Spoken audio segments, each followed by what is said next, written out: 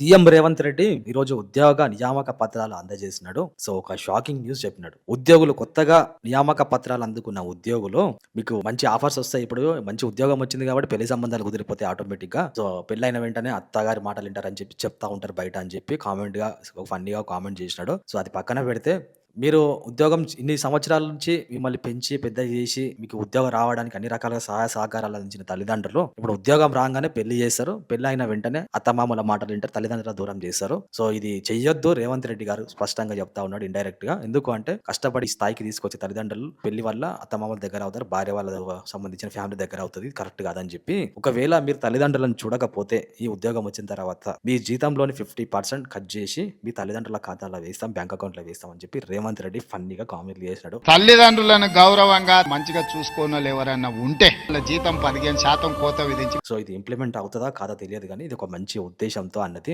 ఎందుకంటే కష్టపడి మంగళసూత్రాలు బ్యాంకులలో బెట్టి అమీర్‌పేట్, దిల్‌షుక్ నగర్ ఆ ఏరియాలలకు పంపించి, చదివిపించి, అక్కడ ఇంటి దగ్గర ఎన్నో కష్టాలు పడి మిమ్మల్ని ఈ విధంగా ఈ స్థాయికి తీసుకొచ్చిన తల్లిదండ్రులని పెళ్లి పేరుతోటి అత్తమామలకు దగ్గరై తల్లిదండ్రుల దూరం చేసుకుంటే చాలా బాధ కలిగించే విషయం అవుతది. సో, ఒకవేళ మీ తల్లిదండ్రులు చూడకపోతే 50% కట్ చేసి వాళ్ళ ఖాతాల్లో ఏస్తామని చెప్పి కామెంట్‌లు దానికి సభలో ఉన్న వాళ్ళంతా ఆ మీటింగ్‌కొచ్చిన వాళ్ళంతా చప్పట్లు కొట్టినారు. సో, రేవంత్ రెడ్డి ఈ నిర్ణయం మంచి నిర్ణయం. ఇది ఇంప్లిమెంట్ చేయాలని చెప్పి కోరుకుంటా ఉన్నాం.